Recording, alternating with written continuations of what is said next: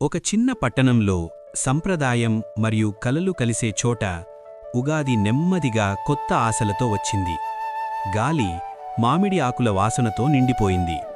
ఇళ్ల ముందు ముగ్గులు, తలుపులకు తోరణాలు, అంతా పండుగ వాతావరణం.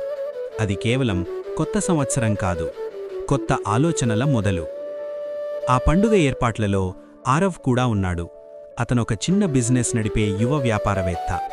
చాలా కష్టపడి తన షాప్ను నిలబెట్టాడు. కానీ లోపల ఒక టెన్షన్ మాత్రం ఉండేది.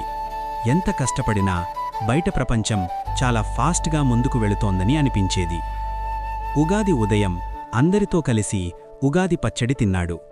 ఆ తీపి, పులుపు, చేదు రుచులు అతనికొక విషయం గుర్తుచేశాయి. జీవితం కూడా అలాగే ఉంటుంది, బిజినెస్ కూడా అంతే. కొంచెం కష్టం, కొంచెం సక్సెస్, ఇవన్నీ కలిసే గ్రోత్ వస్తుంది. వీధిలో చూస్తూ ఉండగా కొన్ని షాప్స్ చాలా బాగా రన్ అవుతున్నాయని గమనించాడు. వాళ్ళు కేవలం లోకల్ కస్టమర్స్కే కాదు, బయట వాళ్లను కూడా ఆకర్షిస్తున్నారు. వాళ్ల బిజినెస్ షాప్ దగ్గరే కాదు, ఆన్లైన్లో కూడా కనిపిస్తోంది. అక్కడే ఆరవ్కు ఒక క్లారిటీ వచ్చింది. కొత్త సంవత్సరం అంటే మార్పు కోసం ఎదురు చూడటం కాదు, మనమే మార్పు తీసుకురావడం.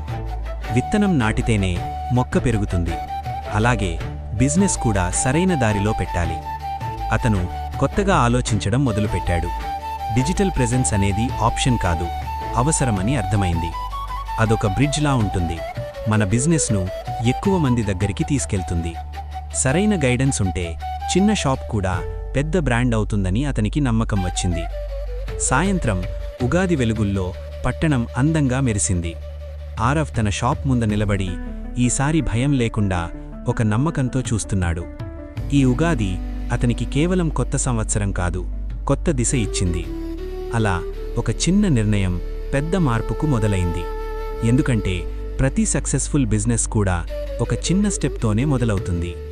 Happy Ugadi from Phoenix digital services.